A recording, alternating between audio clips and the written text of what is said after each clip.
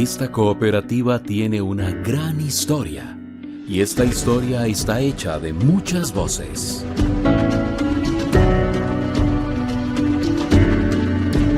Diálogos que narran los 60 años de la construcción de Coop Santos.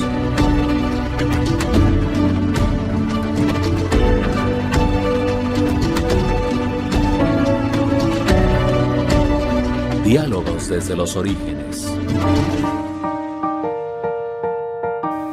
¿Qué tal? Gracias por acompañarnos nuevamente en un capítulo más de esta serie Desde los Orígenes, serie con la cual hemos querido hacer un repaso muy vivo con fuentes primarias sobre los orígenes de Coop Santos RL en el marco de los 60 años, siempre con la ilusión de que esta cooperativa que tanto nos ha dado y tanto nos puede dar abone un buen camino para cumplir otros 60 años y que quienes estén en aquel momento se sientan tan satisfechos, comprometidos y también tan ilusionados como lo somos los asociados actuales. Pero para tener una perspectiva completa, tenemos que ir efectivamente a los orígenes. Y quien fue su primer gerente tiene una historia que ya habíamos repasado de alguna manera en un capítulo anterior, pero con quien queremos retomar algunos otros temas. Se trata de don Misael Monge Alvarado, a quien le damos de nuevo la bienvenida y el agradecimiento por acompañarnos, don Misael. Con mucho gusto, don Elber, mucho gusto. Don Misael, en esos inicios, una de las tareas primeras, y usted nos hacía una recapitulación en el capítulo anterior de nuestra charla, cómo se fue iluminando esta zona, esta región y otras más alejadas. Pero para hacer eso había que crear un tejido de líneas de transmisión de la energía y cómo decidieron al final los caminos por donde tirar esas líneas. Si hay aquí, sabemos, mucha montaña, mucho cerro, mucho pico alto, mucha hondura, geográficamente es un completo desafío. ¿Cómo resolvieron ese problema? Bueno, en primer lugar agradecer a ustedes la invitación. Para mí siempre es un gusto poder hablar de Coop Santos. Y para nosotros es un privilegio que usted esté con nosotros. Muchas gracias.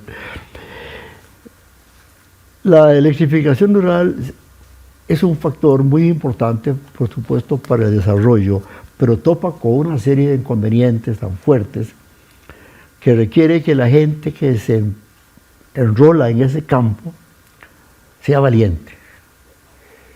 Y entonces yo me encontré en Estados Unidos con gente que me preguntaban ¿cuántas mulas tienen ustedes?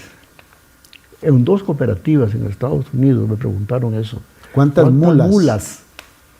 Ya me di cuenta que era que en las cooperativas eléctricas de los Estados Unidos, en el principio, se usaban mulas. Mulas para llevar los postes arrastrados al punto donde los iban a poner.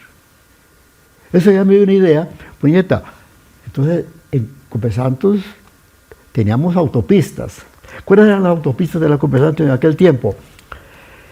Aquellos trillos que habían hecho en una época los indios que viajaban desde la meta central a la costa, a Chiriquí, ¿verdad? Y pasaba un camino, unos trillos de los indios. Trillos de indios. Después la gente comenzó a hacer fincas y a hacer trillos y a hacer sus casas. Entonces había que transitar con los materiales por esos trillos. Cuando nosotros entramos, ya algunas casitas tenían su caminito. Generalmente habían iniciado como trillo, luego como picada, luego camino de casco que llamaban. ¿Qué era el camino de casco, Herbert? Camino de caballo, y de burro. Mucha gente no lo entiende. Camino de casco. Camino de casco. Así era como le llamaban. Así lo llamaban, ¿verdad? Y después, de bueyes. El primer café de esta región se llevó en bueyes al ferrocarril. A Punta Arenas algunas veces, en una época, y en otra época al ferrocarril. Es decir, por caminos hasta San José. Hasta San José. Y ahí en ferrocarril a Punta Arenas. A Punta Arenas, ¿verdad? Entonces, en el caso de la Coop Santos, nos topamos con que muy bien hablábamos de electrificar los pueblos cercanos, Esa fue la idea que presentó, bueno, yo lo presenté al director del Departamento de Cooperativas del Banco Nacional, al jefe, que era don Rodrigo Ruiz Solórzano. Después de que usted estuvo en Uruguay y se dio cuenta de que ahí existía una gran oportunidad. No, en ese tiempo todavía No había nada. No había nada. Pero Copetarrazú necesitaba, ya yo lo dije en una ocasión, Copetarrazú necesitaba corriente, y don José María, que era el gerente, vivía lamentando que no teníamos corriente. El día que llegó don Rodrigo Ruiz Solórzano a San Marcos, no estaba don Rodrigo Ruiz, don José María Zúñiga. Entonces el presidente del consejo me busca, era don Eladio Barrantes Campos, me busca, mira Misael, tenemos aquí esto y esto y esto, tenemos que atenderlo. Y vamos a ir a atenderlo, y me dice de una vez don Rodrigo, o no me dijo a mí, le dijo a don Eladio, ¿cuáles son los problemas de la cooperativa de café, de Copetarrazú? Entre las cosas, don Eladio le habló algunas cosas, pero no sabía de que no había corriente eléctrica. Don Eladio no tocó el tema. Entonces don Rodrigo me perdona y le conté. ¿Y cómo lo hacemos? Algo así como San José de Naranjo, donde hay una cooperativita que tiene 100 asociados. Pero yo no sabía que era tan pequeña. Yo dije, San José de Naranjo, una cooperativa de electrificación en Naranjo. Y don Rodrigo estaba bien enterado de justamente de Naranjo, de la cooperativa, y me dice, no, es muy pequeña, no nos sirve de referencia, ocupamos algo más serio para acá.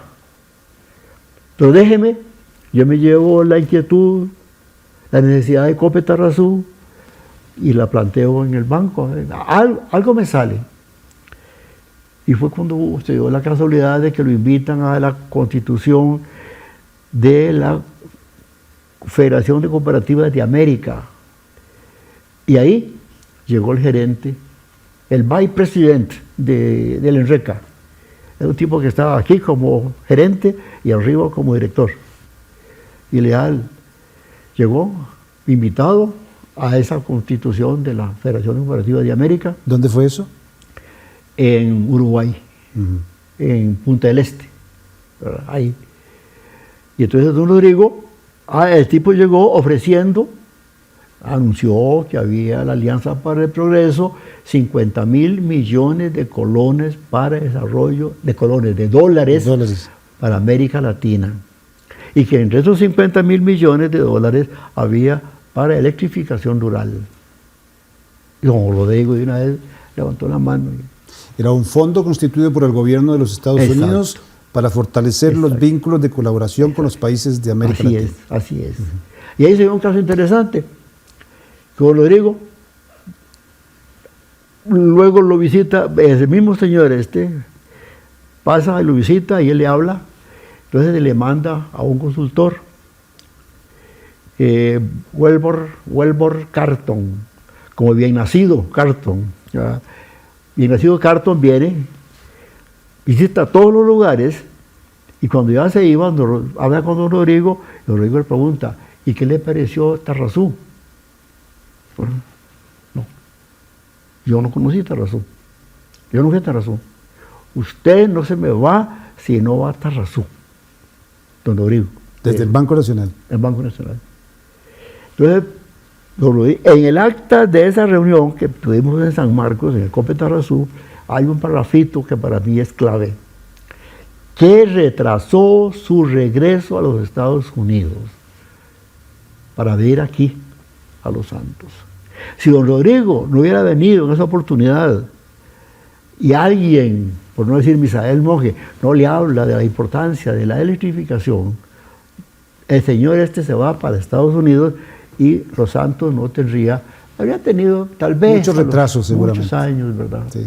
Ahí. Bueno, entonces por ahí vino que ya nos ligamos al proyecto.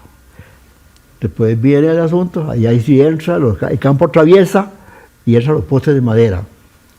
Vienen 2 consultores y hacen un estudio y determinan, y ese estudio es el que yo quisiera al final de esta entrevista comentarle a la gente, por través de don Elbert, la importancia de una evaluación, ¿verdad? Bueno, este señor hace el estudio y se determina, claro, si es factible, con 2 condiciones.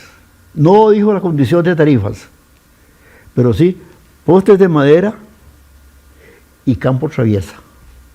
Las líneas tienen que ir por las fincas y hay que hacerla con postes de madera. El poste de madera, por supuesto, tratado, Claro. ¿verdad? Con sales de cobre, al final con sales de cobre, al principio con creosota y pentaclorofenol, con creosota y otra materia que no era pentaclorofenol, creosota. Y con este material, el sistema de tratamiento de los postes es muy interesante. Perdón, pero antes, los diseños, el diseño de por dónde iban a ir las líneas de transmisión, Ok. ¿con qué criterios se establece? Bueno, ahí entra, Antes de ir a montar los postes. perdonen las instituciones que estaban que se comprometieron con el proyecto. El ICE, entra lo que usted estaba hablando. ¿Cómo hacer las líneas? ¿Cómo hacer las líneas? Eso vino de los Estados Unidos. El voltaje que se implantó acá no se veía como un voltaje de distribución. El voltaje que se usaba para distribución era 13.000 voltios, por decir algo, era un voltio así. Aquí se estableció 2414. Era trifásico, ¿verdad? En el monofásico 14, en el trifásico 33. No mentira, 24. 14, 24. Ahí se estableció el voltaje. Y entonces el diseño lo hizo el ICE. Y los técnicos del ENRECA. ¿El ENRECA qué es? Es la Asociación Nacional de Cooperativas Eléctricas de los Estados Unidos. Entonces uno habla de ENRECA. ENRECA. National Rural Electric Cooperative Association.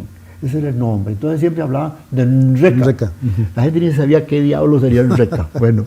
Suena hasta rara la palabra, Suena pero raro, tiene todo ¿verdad? un simbolismo, claro. Otra palabra que entraba por ahí era la REA, Rural Electric Administration. Esto era perteneciente al Departamento de Agricultura de los Estados Unidos, que tenía bajo el control todo lo que era la distribución de la energía, pero desde el punto de vista gubernamental, la interés. Don Misael, cuando hacen ese diseño de las líneas de transmisión a campo traviesa, es a partir de que hay puntos de inyección de la energía para que llegue aquí a la región. ¿Cuáles eran, digamos, esos puntos de origen de la energía y por dónde venían esas líneas? El ICE estaba terminando, o ya tenía Río Macho y Cachí, Cachí estaba por entrar en operación, y entonces la línea salió de Río Macho rumbo a Cóncavas, Cartago. Y de Cóncavas arranca a la entrada de La Lucha en la carretera interamericana o ya cogiendo para Frailes. Ahí se puso el punto de distribución, de división de la línea. Aquí llega a la subestación viniendo de Cóncavas y coge un ramal que va para Frailes, para Santa Elena, para Corralillo, que va a Jorco, San Gabriel, Vuelta a Jorco, a San Ignacio de la Costa. Y ahí entra después Tabarcia de Mora y la parte de la carretera de la Puriscal que le corresponde a Ciudad Colón, que entonces nosotros también lo electrificamos. Esos eran, digamos, los dos puntos de entrada. El otro era de ahí de la Lucha a Ceral, Santa María, San Marcos, San Pablo. La subestación que hay actualmente es el mismo punto por donde empezó todo. Es un punto interesante. Era una subestación. Pero al tiempo comenzamos a tener fallas y la queja era que con una subestación no era suficiente, que nos fallaba y ocupamos otra subestación. Tuve alguna amistad con unas gente de una organización que se llama CESO, canadiense, que daba servicios técnicos gratuitos solo por el costo de la alimentación. Ni el pasaje cobraban, venían. Entonces hice contacto. Espíritu de colaboración, de cooperación entre países. Canadá. Y vino, ahí lo hospedamos en una casita que quedaba cerca de la Come Santos. Él vino con la esposa, era un matrimonio mayor. Y el señor vino, hizo el estudio y nos dijo, ocupamos una subestación allá en Mora. Y la diseñó Posteriormente, y le hicimos. El contarle cómo se fue metiendo eso Es toda una y es historia. largo, ¿verdad? Sí, sí. Me llevo todo el día hablándole de ese cambio, de ese mejoramiento de la red. Más adelante, ya muy adelante, se presentó que el ICE construyó una línea del Pacífico a la meta central. Esta línea que pasa ahí por Frailes. Por Frailes se puede ver la línea que va a Jorco, a Jorco no, a Tarbaca. Tarbaca, y ahí está la subestación. Fui con el ingeniero, ya teníamos un ingeniero, y con otros muchachos más, a hablar con el agente del ICE. Nos atendió un muchacho, Salvador Rojas, que era conocido mío, y me dice, sí me suena, porque él estuvo un punto de entrega ahí en Tarbaca. Entonces tenemos punto de entrega en Tarbaca, punto de entrega en Mora, y punto de entrega en la entrada de la lucha. Bien, ya tenemos Copesantos con líneas de transporte de energía. Exacto. Son como las columnas vertebrales, ¿verdad? Son las columnas del sistema, vertebrales, ¿verdad? Inyección de energía por parte de las fuentes del ICE y luego el desarrollo de lo que ya la parte minuciosa, que es la distribución uno a uno. ¿Verdad? Vamos a hacer una pequeña pausa, porque esta historia de cómo se teje una red eléctrica Eso es largo. es larga, pero muy interesante, porque tiene que ver con la vida de los pueblos y cómo impacta esto. Estamos con don Misael Monge Alvarado, primer gerente de Copesantos, en este recuento de cosas tan interesantes que nos lleva al 60 aniversario de nuestra cooperativa. Ya regresamos.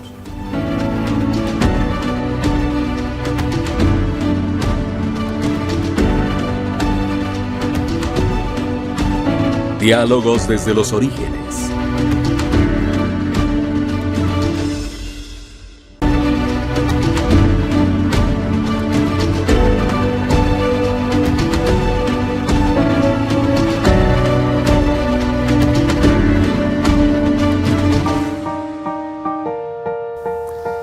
Continuamos en este nuevo programa desde los orígenes, en el marco de los 60 años de Copesantos. Ahora, don Misael Monge Alvarado, primer gerente y testigo de los orígenes, aún desde que la idea fue apenas imaginada.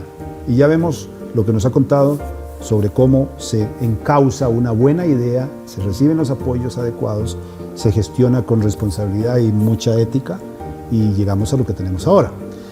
Pero hay una cosa que quisiera recapitular porque creo que los dejamos caminando en el ambiente y yo quiero ver cómo caminaban. Bueno, finalmente Copesantos nació, pero no tenía burros, era un problema técnico para poder jalar los postes. Ya nos decía usted muy claramente que cómo había trillos. Tiradas las líneas de transmisión, había que generar también distribución. Pero cómo acarrearon los postes, que era otro requisito, que fueran postes de madera. Vale saber por qué postes de madera, de dónde venían esos postes, el tratamiento especial que deben recibir y luego el traslado. Don Misael, ¿cómo lo hicieron? Muy interesante la pregunta suya, don Helber, porque nos pone justamente en el principio del problema. Los caminos eran pésimos. Nosotros no teníamos equipo. En el crédito que la AID nos dio, $1.300.000, en aquel tiempo era mucha plata. $1.300.000 nos dio de crédito la AID. Y se lo pagamos 5 por 5. No le quedamos debiendo una peseta, ¿verdad? Le pagamos. Eso fue muy interesante. Tuvimos luchas, pero salimos muy bien. La traída de los postes fue interesante porque nosotros no sabíamos que íbamos a ocupar caminos buenos. Entonces, en el crédito se metió la mano de obra y entró una empresa muy buena, Edica Limitada. Edica se ganó la licitación, se le adjudicó, y se le adjudicó creo que 2 cooperativas. Una no la hizo Edica, pero tuvo 2 cooperativas que así las electrificó. Ellos metieron sus equipos, un backhoe para mover los los materiales, no solamente los postes que se llevan en unas carretas largas, Pues, todo lo que eran los herrajes y los herrajes, cables. unos en el mismo backhoe o en pickups de doble tracción, hasta donde pudiera, y en muchos casos al hombro. O hasta con bueyes, me imagino, que tenían que jalar. No, No. porque nunca ocupamos bueyes. Bueyes no. Cuando Edica se fue, compramos carros de doble tracción. En el préstamo venían pickups de doble tracción, Chevrolet. Y recuerdo que compramos tres Chevrolet y perfectamente logramos mover, no perfectamente, hubo un problema muchas veces que el poste no da vuelta, una pega y hay que desmontarlo y jalarlo y hacer un montón de cosas. Pero bueno, nosotros cuando tenemos dificultades también tenemos inventiva. Bueno, el ingenio se despierta cuando hay dificultades. Sí. Si no hay dificultades, la cosa es muy Claro, aburrida. fue interesantísimo ver cómo la gente misma se inventó. Subirse a un poste. El poste de concreto no le permite a usted subirse con espolones. ¿Qué son los espolones? Son habemos una polaina, claro, es como una regleta que tiene por un lado un pico, otro pico. Entonces esos picos, el operario, el ingeniero, pone su faja de seguridad, la lleva subiendo el poste y va pegando los espolones hasta que llega arriba. Y arriba a alguien le alcanza, le lleva una bolsa, le cargan los materiales. Generalmente el poste se llama el poste vestido. Es que lleva todo el herraje que el montaje va a necesitar. Entonces ya cuando el poste se para, va con el crucero, si es trifásico. Si no es trifásico, no lleva crucero, lo que lleva son un aislador de primario y uno de secundario, de paso. Bueno, ahí los trabajos se lograban hacer con Edica, nos dio buen resultado. Edica terminó y ahora comenzamos nosotros. Cuando nosotros comenzamos ya teníamos los pickups, habíamos tenido los muchachos que trabajaban con Edica, contratamos los muchachos. Y esto nos ayudó bastante. La misma gente que trabajó con Edica la logramos emplear nosotros en la construcción de las líneas. El primer trabajo que hicimos por contrato, porque nosotros nos encantó el contrato. Vamos a seguir construyendo por contrato. Vino un señor, un contratista, Jorge Herrero, un ingeniero conocido, muy conocido. Nos hizo en línea al mirador Ram Luna. Costó como 5,000 colones la linecita de Ram Luna. Perdón, cuando dice la linecita de Ram Luna es, ¿qué tramo? ¿De dónde a dónde? De Aitarvaca a seguir hasta Ram Luna. Ah, ok, bajando. Bajando. Okay. ¿Qué es el punto último a donde llega? Era como quien dice, donde hay un vivero actualmente por ahí. O sea, aquel señor que tenía una cafetería, que vendía carne a la parrilla, además. Ahí en Tarvaca. Hasta ahí llegábamos más o menos. Entonces ahí seguimos a Ram Luna. Sí, donde Alcides. Alcides. Al famoso Alcides Valverde. Claro, exacto. todos, bueno, Sí, algunos le habremos comprado las primeras costillas de cerdo ahí al camino. Sí. Es todo un personaje también. Ok, ahí llegaba y la extendieron hasta Ram Luna. Hasta Ram Luna. Don Gilbert. Ramírez. Sí, con el papá de don Gilbert hice el contrato y bueno, me salió bastante bien. Yo mantengo con don Gilbert, digamos, amistad, por lo menos nos conocemos, nos encontramos, nos saludamos, ¿verdad? Don Gilbert, después de don Gilbert, creo que se conserva lindísima después de don Gilbert. Hay fotos de ellos ahí, Sí. una maravilla, era una época Don Gilbert, romántica. ya después de don Gilbert ya estaba una señora mayor, pero los ojos de ella, los ojos azules, impresionantes. Yo siempre la veía a la esposa de don Gilbert con un gran cariño, porque ella es muy especial. Y don Gilbert, siempre ha vivido de don Gilbert, Ram Luna, ha vivido siempre enamorado de su esposa, y tiene razón, ¿verdad? Bueno, la cuestión es que hicimos el trabajo, pero de mí se me metió, no, sale muy caro. sale muy, muy caro construir por contrato. Empezamos a entrenar a los muchachos, a armar cuadrillas. Claro, nos salió bastante barato. Entonces, vamos con el caso de campo traviesa. ¿Qué es el campo traviesa? Un camino viene por aquí, con una serie de codos, una serie de vueltas, para llegar aquí. Las cooperativas eléctricas de los Estados Unidos tienen el sistema de campo traviesa. Aquí vamos por derecho. ¿Cuánto vamos a gastar? Un poste intermedio y un poste de remate. Entonces es una línea que puede llevar por aquí. Y conozco casos de 14 postes a campo traviesa, por el camino, con 3 postes, bueno, 2 intermedios y el remate.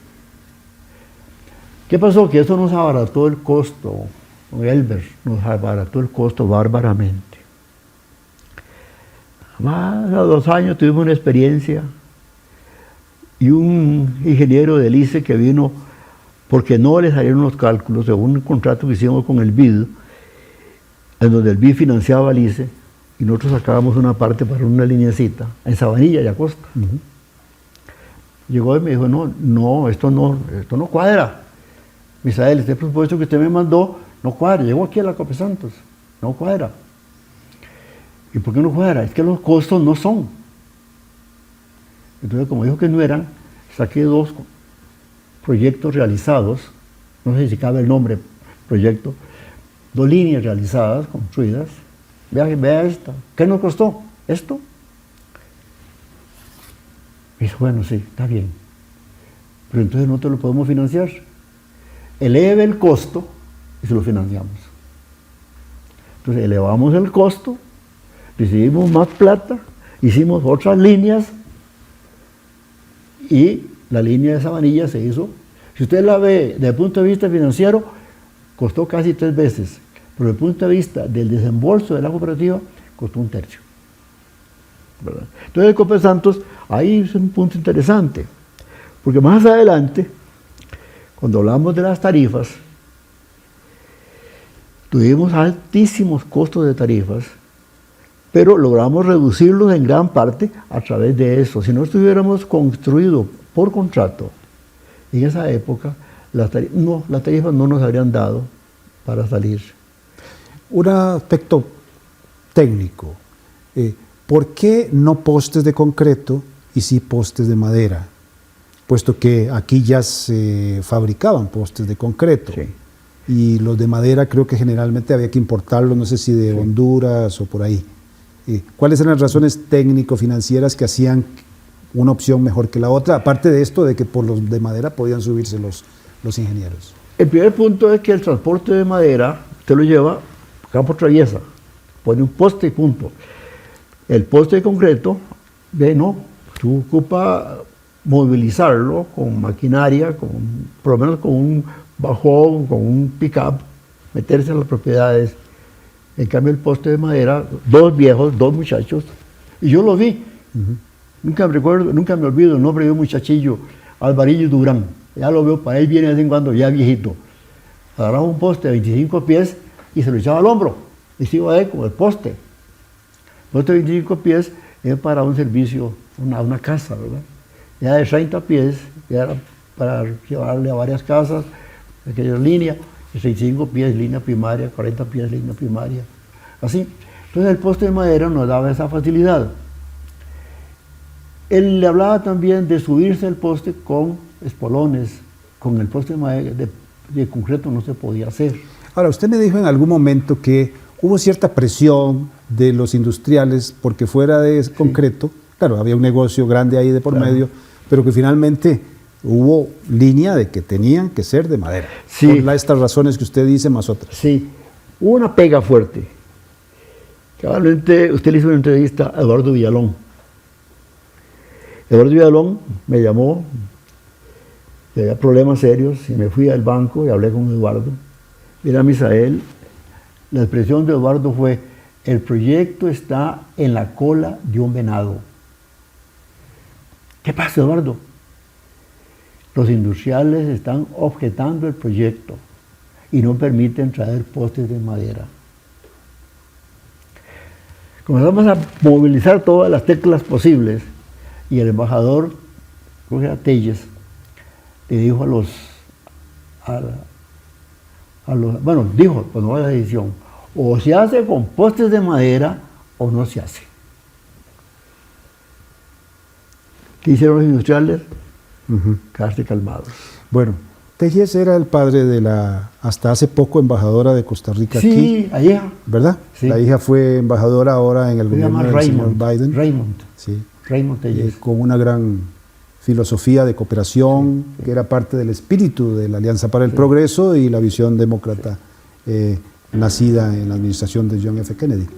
Pero vamos a regresar, además, ahora aterrizando un poquito más sobre este tema, don Misael, cuando volvamos a la siguiente parte de nuestra conversación, porque me parece muy importante que entendamos cómo es que se va desarrollando esa enorme red que permite finalmente que se articule el servicio de electricidad, más todo lo que viene detrás de ella. Claro, claro.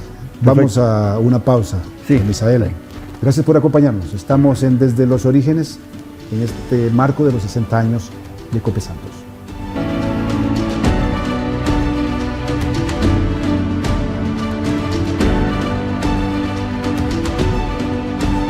Diálogos desde los orígenes.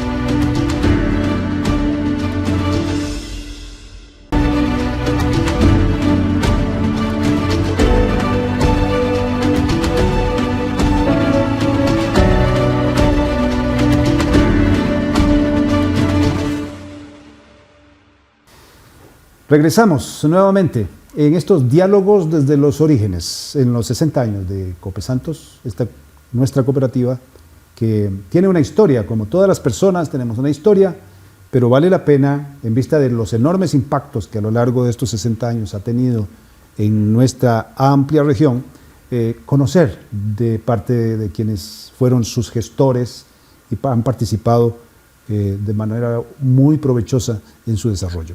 Don Misael Monge Alvarado, primer gerente. Don Misael, hemos visto cómo esa red se vino desarrollando, los apoyos que se recibieron, los desafíos técnicos y también las razones técnicas financieras que permitieron finalmente tener cubierta la región con líneas eléctricas. Ahora, desde su ojo tan fino y cercano, ¿cómo podemos empezar a ver los impactos en la salud de las comunidades, en la educación de las comunidades, en la economía de las comunidades, a partir de lo que usted ha podido ver en su propia y directa experiencia, recorriendo esta región, yendo y viniendo? Es muy interesante la lentitud que quiere el desarrollo rural, o sea, la electrificación rural, para dar frutos.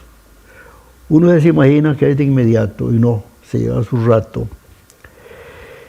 Tuvimos gente, no voy a exagerar, pero sí conocí por lo menos un caso de gente que cogía una bombilla eléctrica, la pegaba a un socket y caminaban con ellos y alumbraba la casa con una bombilla, ¿verdad? Una bombilla, la llevaban y alumbraban todo, con una sola bombilla. Quiero decirle que la gente hacía lo posible por no gastar nada. Había una señora, la conocí, era muy buena persona, que tenía candelas para no gastar, para no encender la bombilla, y prendía una candela. La gente tenía tan metida la iluminación de la candela que no deseaba desprenderse. De ahí que el consumo era bajísimo. Don Elbert, el consumo de Copesantos era ridículo.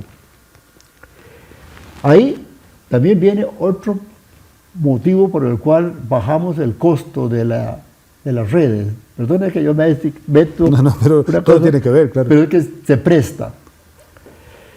El cable mínimo para una línea a una casa era el número 6. Y el cable para una pequeña comunidad, número 4. Cuando hicimos algunas comunidades muy pobres, muy pequeñas, de gente de muy bajo consumo, hicimos cálculos, yo personalmente, yo no soy ingeniero, pero ahí hacía mis números. Bueno, si este cable me da para ponerle a una casa, y esa casa no consume nada, consume 20 kilovatios hora al mes, podemos conectar varias casas con este mismo cable. Entonces de ahí se vino que muchas veces hicimos conexiones de casitas con el cable número 6, que era mucho más barato. Esa fue una cosa. Hicimos también otra apoyada. A veces nos brincamos las trabas legales. No las brincamos. El SNE, el Servicio Nacional de Electricidad, decía un medidor para cada casa. Y usted investiga cómo hicieron para electrificar Naranjillo. Eran 17 casas. Le pusimos, no, perdón, fue otro caso, 17 casas. No recuerdo exactamente cuántas casas electrificamos en Naranjillo, pero lo hicimos sin más que un medidor. No le pusimos medidor a todas las casas. Con una condición, el mínimo eran 20 kilovatios hora o 30, ya para Naranjillo eran 30 kilovatios hora. Multiplicábamos la casa por 30, si nos da más, alguien está consiguiendo más, investigamos quién es y le ponemos medidor, entonces tiene que pagar con medidor. San Cayetano de San Carlos, de Tarrazú, igual. Ahí sí fueron 17 casas, sin medidor. ¿Verdad? Eso es comprendiendo la situación de las comunidades. Exacto. Para ayudarles a que tuvieran energía. Un solo medidor, multiplicado, y ese medidor lo que nos consume, le cobramos a esta comunidad. Y este otro también. Hicimos dos, yo recuerdo perfectamente dos, a la larga después Elías haría otros, pero por lo menos hasta donde yo recuerdo, hicimos dos casos. En una ocasión, pues le decía que brincarse trabas de la ley, hablaba con el director, con el ejecutivo del Servicio Nacional de Electricidad, don Fernando Rojas. Que ahora es ARECEP. Exacto. Era don Fernando Rojas Brenes. Teníamos buena, no digamos que amistad, pero sí nos conocíamos bien, muy buenas relaciones. Y a don Fernando un día le hablé, me dijo: Fernando, Copesanto requiere hacer un estudio de tarifas, pero vamos a hacer un experimento. ¿Y qué experimento vas a hacer, Misael? Digo: Fernando, vamos a hacer una parte, le vamos a bajar, otra parte la vamos a subir. Dependiendo de los topes, vamos a subir y vamos a bajar, hasta que tengamos una señal de cuál es la tarifa que a la gente le conviene. Misael, esto es ilegal. Eso no lo podemos hacer. Don Fernando, si no hacemos este experimento, no sabemos cuál es la tarifa que necesitamos. Perdónenme, pero en el ENE ustedes batean. Mucho escritorio, nada más. Sí. Trabajo de escritorio. Sí. No, vamos al campo. Hicimos el experimento. Me dijo: hágalo, pero yo no sé nada. ¿Verdad? Una forma de apoyar era esa, claro. Lo hicimos. Ahí en Tabarcia, viniendo de Tabarcia, hay un pueblito, Corralar, ¿por qué se llama? Ajá. Ahí pusimos el punto de partida. Comenzamos a subir y bajar, subir y bajar, subir y bajar. Este señor y determinamos la tarifa que necesitábamos. 3 meses. A los 3 meses hagamos el cálculo, perfecto. Y la gente feliz, con esa base, hicimos una modificación tarifaria, que fue genial. Y ahí sí empezamos ya con una tarifa, porque pues hubo otras luchas que después más adelante ya no. Yo creo que yo en un librito que tengo, que es de mi vida personal, ahí yo hablo un poco de esa lucha que tuvimos, que nos dio ese resultado. Pero hubo que hacer un experimento fuera de la ley, ¿verdad? Entonces, toda esa cosa nos vino a dar una indicación de cómo hacer electrificación rural. Volvemos a lo... Ahora que usted menciona eso, fuera de la ley, alguien podía interpretar que, bueno, pues se saltaron la ley, se hicieron algo ilegal. Tal vez más bien lo que faltaba era una lectura de la realidad, incorporarla en los criterios y reglamentos y formalidades que tenía la autoridad reguladora de entonces, que era el SNE. Exacto. Es la diferencia entre la práctica en el campo y la teoría en el escritorio, Sí, ¿verdad? sí. Entonces, ahí es donde un buen legislador ve eso, ajusta la ley conforme a la realidad. Bueno, don Elber, eso fue lo que me dio algunas bases muy importantes, porque descubrí, perdónenme que yo hable de mí en este caso. No, pero es que a usted no le me tocó. gusta. Claro. La gente dirá, ese es un petulante mentiroso, ¿verdad? Pero yo lo hice, sentarme a estudiar la historia del consumo, porque el ICE era el que hacía un estudio muy completo todos los años. Entonces yo agarré esos estudios y los tengo cuando me fui de la Copa Santos, Elías me preparó un cajón y lo mandó a forrar con cinta engomada, esa cinta bien cerrado, papeles de Misael. Un día vine, me los llevé, los tengo. Ajá. Tengo los papeles. Hice un estudio y determiné que el factor térmico era un asco, porque la energía se consume en relación con los kilovatios hora que generó la energía térmica, y le cobraban con base en el costo que pagaba el cliente en la tarifa final. Entonces te encontraba con gente, las grandes industrias, que pagaban a 12 centavos el kilovatio hora térmico, y a las empresas del campo a 30 centavos. Semejante diferencia. Bueno, vea si fue importante. Copelescar entró conmigo a trabajar fuerte. Copelescar, el gerente de Copelescar había sido diputado, llamado Freddy Arroyo Ramírez. Y fue gerente de Copelescar. Y tenía un montón de contactos en la Asamblea Legislativa. Llegaba ahí, decía que lo feo de la Asamblea Legislativa es que tenía que darle besos a un montón de viejas arrugadas, decía Freddy. El problema es este, mira, que vengo aquí, todas las viejas arrugadas, tengo que besarlas. Pero había que hacer el trabajo. Había que hacer el trabajo, ¿verdad? Entonces Freddy me dijo, mira, Misael, yo no sé nada de tarifas, no sé nada de electrificación rural, pero sé tocar puertas en la Asamblea Legislativa. Y armamos un equipo entre Freddy y yo, se llama Mireya Guevara de Padilla, como presidente de la Comisión de Gobierno y Administración. Y nos metimos por ahí. Nos metimos fuerte. Y la oposición era fuertísima también. Claro. Pero no pudieron nunca barajar que la energía térmica se consume en relación con los kilovatios hora generados.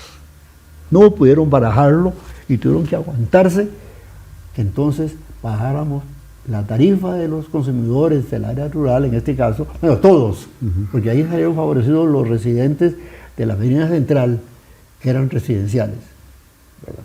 Ahí, pero la tarifa, ahí la nivelamos. Qué interesante, porque con eso estoy concluyendo que desde la ruralidad, desde el mundo rural, ya incorporado a la industria eléctrica, la experiencia estaba diciéndole a la zona urbana y a la industria instalada allí, por ejemplo, sí, que tenía que modificar los criterios, porque de lo contrario claro, era un desbalance en perjuicio de los más necesitados, que eran las zonas rurales. Claro. Y por dicha había políticos que escucharon y Exacto, conversaron. Ahí puedo mencionarte a Carlos Ugalde Álvarez, que lleva el estadio de San Carlos, lleva ese nombre. Ajá, don Carlos Ugalde. A un diputado monje de San Carlos, que también nos metió el hombro fuertemente.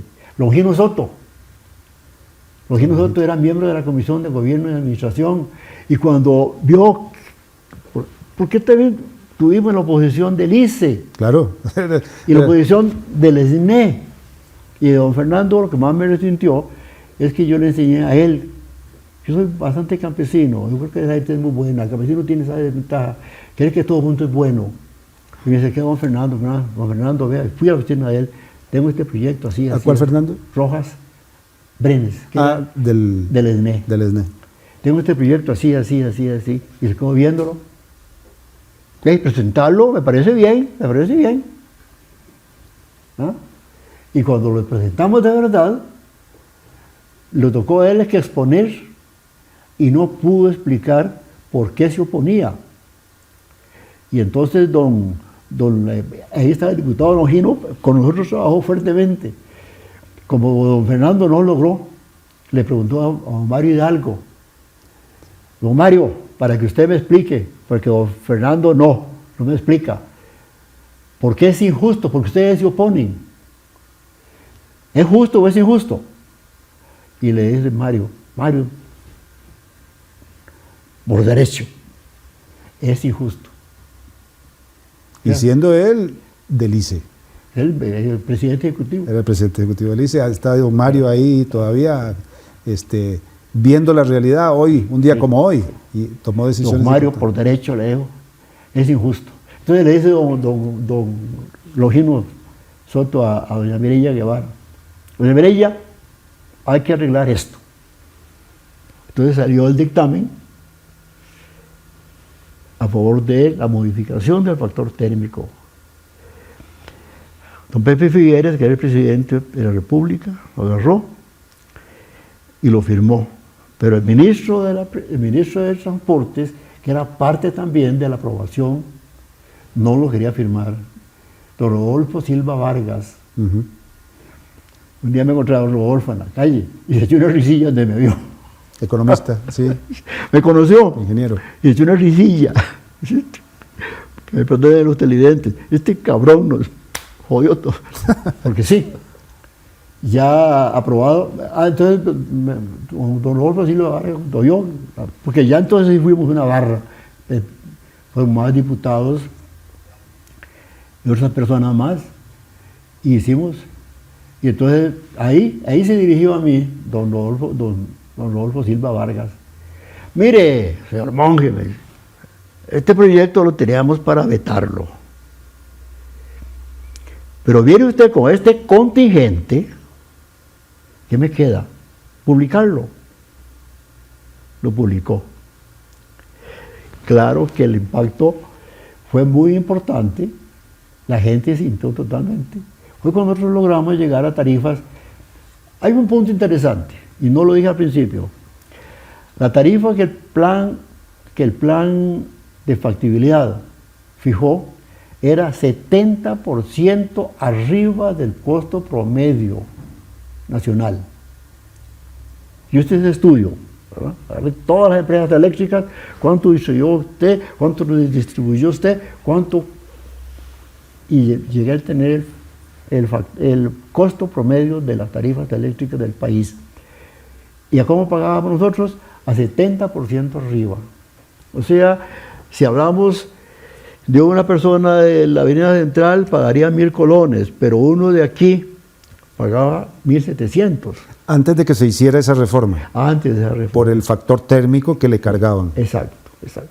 Eso fue lo que ustedes lograron cambiar. Logramos. Entonces, eso, además de eso, nosotros hicimos una revisión completa. En las actas de la cooperativa está la revisión completa que hicimos. Tenemos que atacar esto. Entrenamiento personal. Hicimos un convenio con las cooperativas eléctricas de Arkansas y mandamos gente. Claro, tuvieron que poder estudiar inglés. Mandamos gente a estudiar el sistema en Arkansas y vinieron ya con conocimientos prácticos de cómo se hacen las cosas acá, cómo se hace allá. Una serie de cosas importantes, don Elbert, que sí nos dio. Yo cuando me veo, ahora mi esposa sacó ahí unas fotografías cuando yo tenía 23 años y de ella cuando tenía 15. Ahí la tengo en la oficina, claro. Yo digo, está bien, sí es cierto, soy un viejito, soy un ancianito, pero qué rico llegar anciano habiendo hecho algo. Pues todavía tiene usted energía para hacer más cosas, pero por ahora vamos a descansar un momentito, don Misael, y vamos a ir a una breve pausa en esta interesante conversación con don Misael Monge Alvarado en Diálogos desde los orígenes, en los 60 años de Coop Santos Herrera.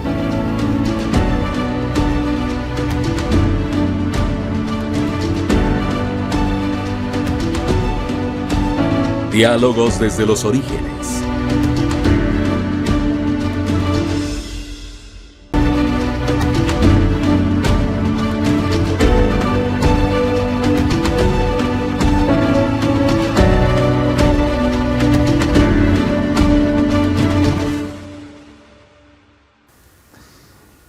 Vamos a continuar esta interesante conversación agradeciendo nuevamente a don Misael Monge Alvarado, un primer gerente de Copesantos, un gestor de esta idea y que, como hemos visto en la parte anterior del diálogo, trasciende en sus consecuencias a la región y a Copesantos mismo. Es interesante.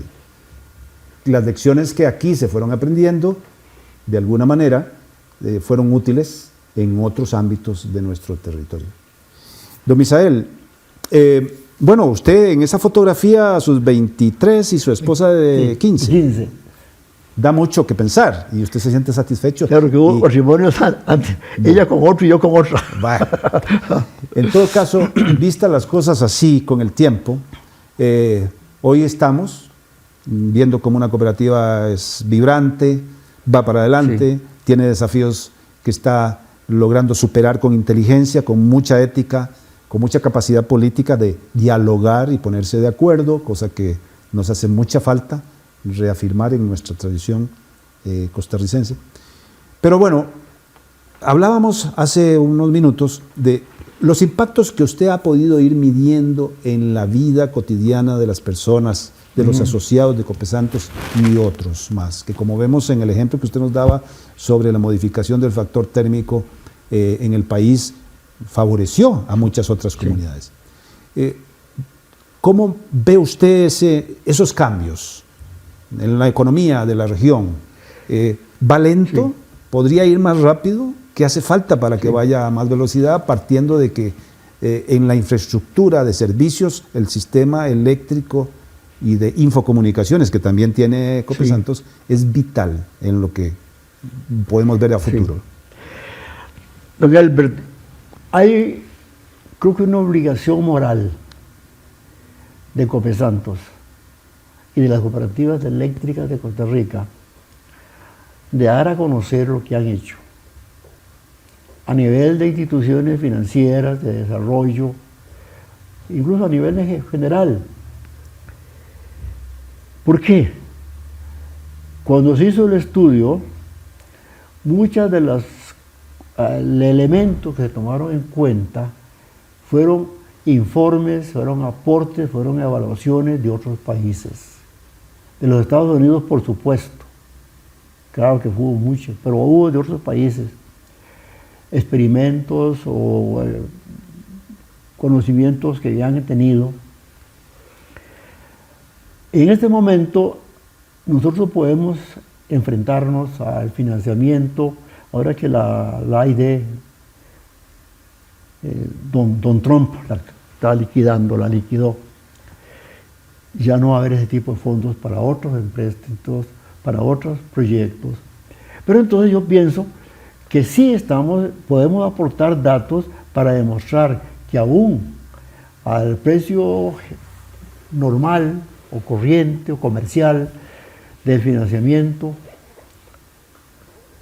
podemos nosotros todavía hacer electrificación rural con algunas pequeñas consideraciones. La experiencia inicial fue que nosotros perdimos 700,000 colones de aquel tiempo en los primeros 5 años de servicio. Y en año y medio limpiamos los 700,000 colones. ¿Qué quiere decir esto? Que si nosotros tuvimos esa capacidad de desarrollar en la forma en que lo hicimos, otros países que todavía no tienen electrificación, sobre todo África, ¿verdad? Y creo que, no sé en el Asia, pero en África es fatal. Podrían tener yo digo Asia porque en una ocasión de Bangladesh me llegó una información que querían que si yo podría ir a trabajar allá. Igualmente me llegó de las islas del Pacífico, se me fue el nombre en ese momento, que es parte del problema que tengo, de Filipinas, ¿verdad? Y Filipinas sí me escribieron formalmente.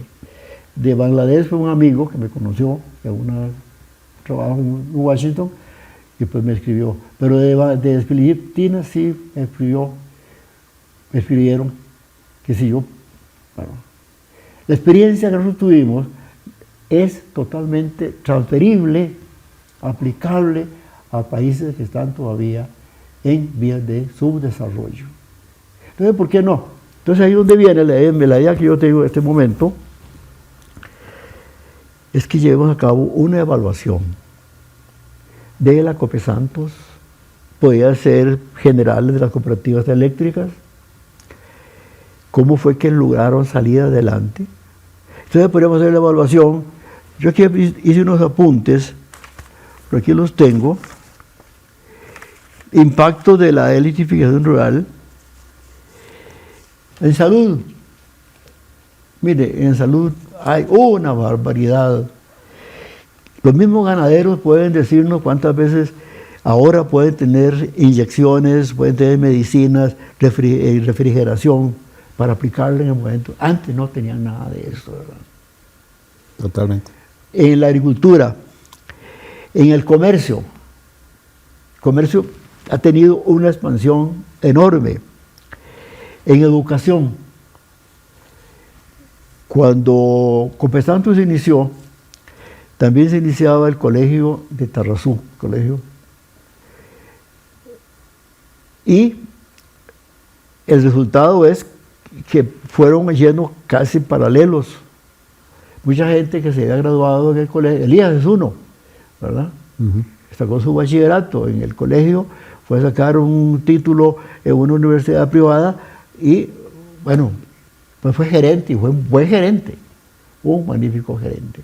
Entonces, en la educación, en el deporte, para la gente pensar en tener deporte nocturno era imposible, ¿verdad? Pues ahora todo el mundo juega de noche y hace cosas de noche y toda la cosa. En deporte, en comunicaciones, hay un gran campo, en turismo, en vivienda, empleos, servicios, y hay otra serie de elementos que han salido totalmente favorecidos, que hoy se pueden comparar con lo que era antes. ¿Cómo era esta región antes de la electrificación rural? De manera que yo creo que podríamos promover, y es porque es parte del 60 aniversario, una propuesta.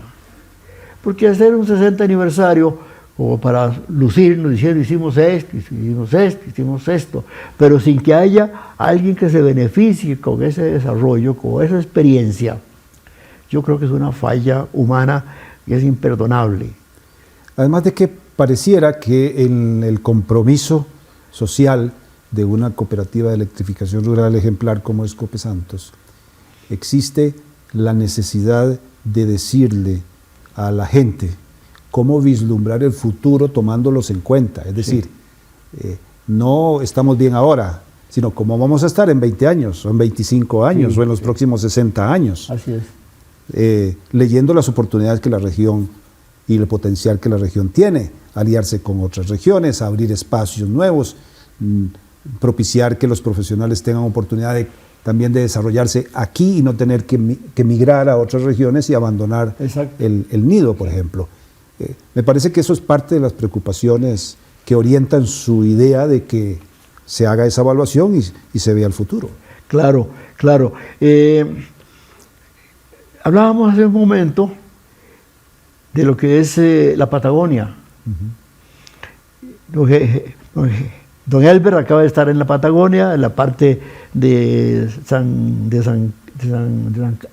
Carlos. Río Grande, Ushuaia, toda esa historia. Yo tuve la oportunidad de viajar por el lado de Chubut. Fui porque una señora que estuvo en una concentración del Banco Mundial en Argentina, en Buenos Aires, no, mentira, en Punta del Este, me dijo: Misael, tienes que ir a la Patagonia, esto que dijiste aquí en esta concentración, debes que contárnosla allá en la Patagonia. Se llamaba Silvia Veros, nunca me olvido de ella, muy simpática, muy especial. Y como a los 2 años me llegó la invitación. Yo le contaba a ustedes extra cámaras que le propuse a la Junta, que yo iba a la Punta del Este a una actividad de Uruguay, pero que de ahí me iba a la Patagonia. Iba a esto y yo le pregunté que iba a haber asuntos de las mismas cooperativas. Entonces ellos dijeron, no, Misael, está bien que usted pague sus gastos, pero vamos a ponerle un compañero que lo lleve. Entonces me pusieron a Omar Cruz, ¿verdad? Omar era directivo de la zona de Jorco. Y fuimos y nos atendieron muy bien, pudimos hablar de lo que estábamos haciendo. ¿Ellos tenían una experiencia parecida o Tenían cooperativas. tenían cooperativas de electrificación? Sí, ahí tengo unos llaveros, recuerdo de ellos, ¿verdad? Y les hablábamos, les contamos. Entonces me di cuenta de la importancia de que uno pueda contar el éxito que hemos tenido. Porque sería egoísta, don Elbert, que nosotros tengamos éxito y lo ocultemos. A mí a veces me da pena decir lo que yo hice. Pero digo, si yo no lo digo, ¿quién lo dice? Entonces tengo que decirlo. Mire, si empezamos así, y logramos llegar aquí, a donde estamos, ¿por qué no? Porque también es una historia de sacrificio, de esfuerzo, de dedicación y de éxito. Y vale la pena que los demás, los propios y los ajenos la conozcan, porque alguien lo puede replicar y mejorar. Sí. Es la única forma de transmitir conocimiento y que las cosas avancen, ¿verdad? Claro. Así es que yo creo que este sistema de evaluación, darlo a conocer y poderle mandar a lugares donde, bueno, Filipinas tuvo mucho éxito. Cuando Filipinas llegó al 1.000.000 de competidores en cooperativas eléctricas, les agradezco muchísimo porque me mandaron unas medallas, 2 medallas, reverso y adverso, reverso y los 2 lados. Entonces yo los monté en una plaquita. Y entonces tengo la plaquita de Filipinas con 1.000.000 de kilovatios de medidores instalados, ¿verdad? Bueno, eso es propaganda, eso es divulgación, eso es compartir. Yo fui a Copesantos y las cooperativas eléctricas, porque las 4 cooperativas eléctricas de Costa Rica son exitosas, muy exitosas. Tuve la oportunidad de visitar, por motivo de tarifas eléctricas, me invitó Freddy Arroyo, y Guanacaste, por un motivo muy especial, les presté los servicios unos meses y después 6 meses pagados por la ID. Entonces tuve 6 meses pagados por la ID, 15 días por mes. El Copesanto me daba permiso de irme sin goce de sueldo para ayudarle a trabajar allá. Hay otro aspecto en esta parte final, don Misael, que valdría la pena, comentamos antes, y es el aporte que a lo interno y a lo externo ha hecho la Asociación Solidarista de los Empleados de la Cooperativa, como una parte componente de la comunidad de la cooperativa. Antes de que terminemos, ¿cuál es su valoración sobre ese aporte? Mire, la Asociación Solidarista hacia Copesanto se llama. Se inició en el año 76, en el informe de Asamblea General, en el año 76. Perdónenme, pero puede ser que fue en el 77, por ahí, se le habló a la Asamblea General que íbamos a hacer esto y esto. Perdón, eso sería unos 10, 12 años después de la constitución de la cooperativa. Exacto. ¿Con base en qué? Y ahí está el punto importante de investigar quién ha hecho algo con éxito. El ICE hizo su asociación de empleados, ya no sindicato, porque siempre el sindicato estará ahí, pero hizo su asociación para efectos de préstamo y ahorro, con un éxito enorme. El ingeniero Jorge Luis Maroto, que era el representante del ICE en Cope Guanacaste, lo llevó y Cope Guanacaste no se lo aceptó. Este estudio lo agarró Rodolfo Ureña Mora, que era representante del ICE en Cope Santos, y lo presentó en Cope Santos. Y la asamblea, por supuesto, que eso lo aprobó. No nos va a costar nada, porque la cooperativa como empresa tiene que hacer sus reservas para los gastos de leyes sociales. Y en ese gasto de leyes sociales sale el aporte que vamos a hacer a la Asociación de Trabajadores. Entonces no vamos a gastar nada.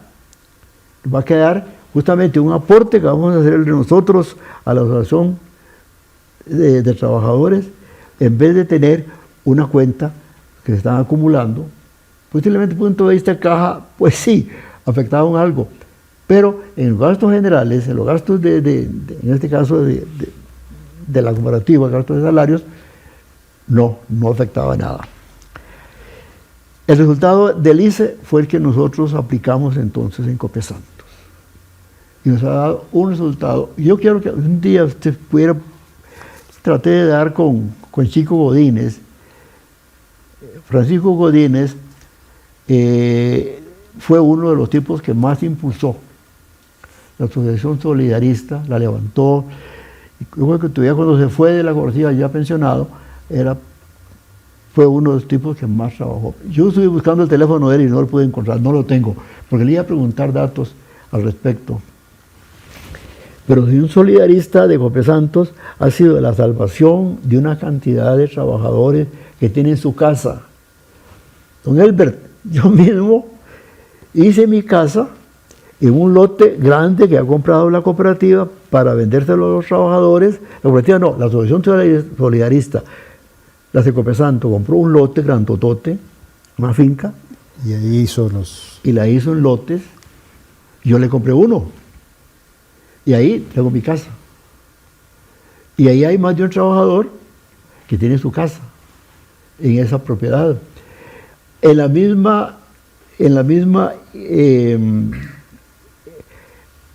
Libia, donde está actualmente el centro de información que tiene ahí, es de la Cope Santos. Y ahí hacemos actividades de la cooperativa. Ha sido un completo éxito. Bueno, darlo a conocer, el éxito de esa asociación de trabajadores, sin costo para la cooperativa. Bueno, una raya más de éxito en la historia de la cooperativa que podemos conocer de parte de uno de sus gestores. Don Misael, ha sido un placer, un honor, un gusto compartir con usted estos diálogos desde los orígenes. Realmente muy agradecido. Muchas gracias, don Elbert, por invitarme.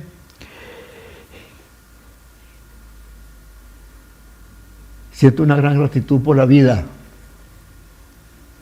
porque la vida me ha ayudado. Pues bueno, y usted le ha sido correspondiente haciendo cosas. Claro. Eso es lo importante. Muchas gracias.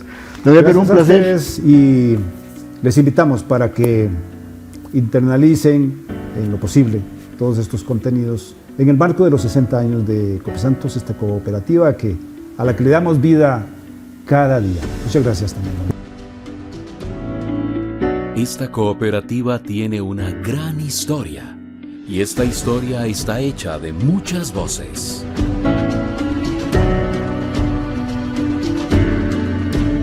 Diálogos que narran los 60 años de la construcción de Cope Santos.